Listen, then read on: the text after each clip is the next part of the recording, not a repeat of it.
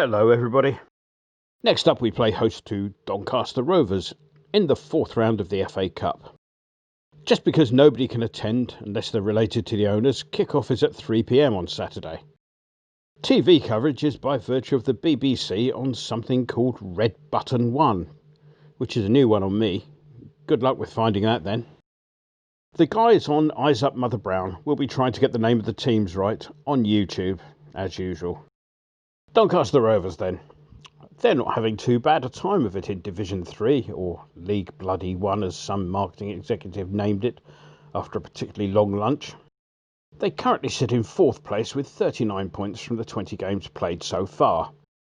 That's 3 points off the top spot currently occupied by Hull City on goal difference from Lincoln City, both of whom obviously therefore have 42 points. Doncaster's position is strengthened by the fact that they have a game in hand over the Imps and 2 games in hand over the Tigers. So that all looks well then, doesn't it? Their last outing saw them beat Rochdale 1-0 the other night, a performance which was described as gritty in view of the absence of a number of key players through injury. In the Cup, they qualified for this tie with 3 consecutive away wins. Firstly, they dispatched the ludicrously named FC United of Manchester 5-1. This was followed by a 2-1 win over Carlisle at Brunton Park. Their third round tie saw them prevail 1-0 over Blackburn Rovers at Ewood Park, a goal shortly before the interval being enough to bring them down to the Olympic. Daisy, the socially distanced, support-bubbling personal assistant, has informed me that they're managed by that old workhorse Darren Moore. Rovers were in fact one of 8 clubs for whom Moore had played over the years. His tenure on the pitch at the old Bellevue ground coincided with one of the more, interesting periods of Rovers history.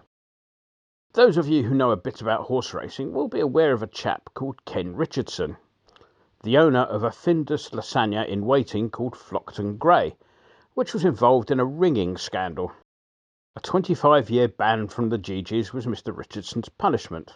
So quite why anybody thought he was a suitable candidate to own a football club, Lord alone knows. He was later convicted of paying somebody to burn down Bellevue's main stand, something he claimed was done so that the club could move to a new ground, and was not in any way, shape or form an insurance scam. Honest.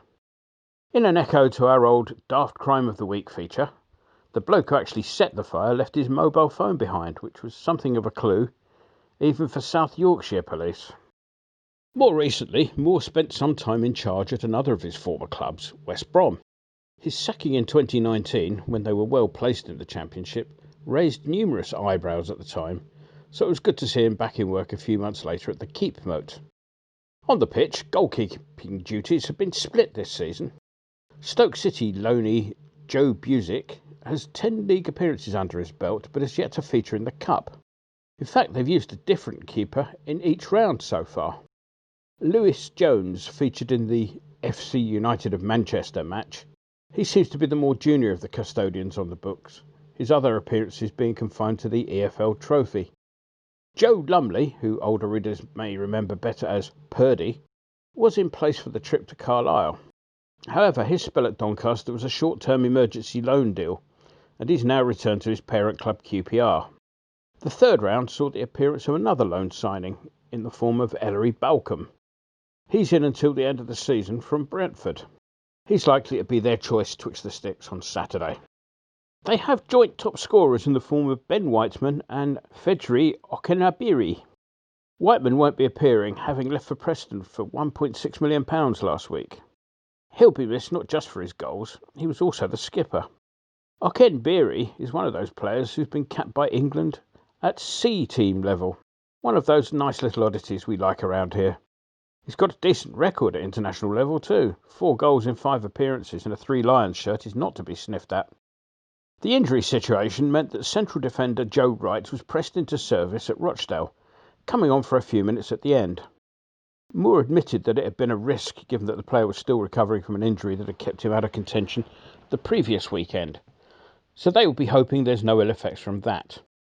One player who won't be featuring is Arsenal loanee Tyrese John Jules, who has a hamstring injury. That surname may be familiar to you. His uncle Danny is the chap who plays Cat in Red Dwarf and the bloke who beats up bin men in real life. Still on the books at the club is 40-year-old James Coppinger. Coppinger's a survivor of the last time the two clubs met, scoring in the 1-1 draw between the two clubs back in 2012. He's another injury doubt. He picked up a calf injury in the warm-up at Blackburn, and it's that seen him miss the last two. Enough of them. Let's move on, shall we, to the wild and wacky world of association football. The FA are having a look into the Kettering versus Leamington Spa FA Trophy match. It kicked off at 7:45pm and finished at 11:23pm, some 3 hours and 38 minutes later. The fact that Kettering had 3 players sent off was but a mere footnote to the 2 hour and 30-minute floodlight delay, which, if some of the protagonists are to be believed, resulted in part from the referee's insistence that they leave it just 10 more minutes on multiple occasions. Indeed, some of the players had already changed out of their kit to go home, according to some reports. It will be interesting to see what happens to the ref on this one. 2.5 hours is clearly too long for players to be sat around, and if the stories that the ref didn't allow for a proper warm-up before the restart are true, the ref was clearly failing in his duty of care. One to watch. Of course, other investigations are underway. Sam Allardyce was tight-lipped on the subject of what is now being referred to as Snodgate. Pre-match, Allardyce had stated that Snodgrass's non-appearance the other night had been a condition of the deal that had brought him to West Brom. Well, I'll have to wait to see before I can answer anything that might cause me, West Ham or anybody else some trouble. I'll wait to see what the Premier League's got to say. But by the time the match had finished, the Premier League had confirmed that the deal was being investigated, which prompted the rotund one to go all coy. "I'm not answering that," was his eventual response to the valid question, "When did you become aware that you couldn't pick Snodgrass?" The offending rule on this occasion is aimed firmly at West Brom, who, it is suggested, have a case to answer in allowing another club to exert its influence over the running of the team.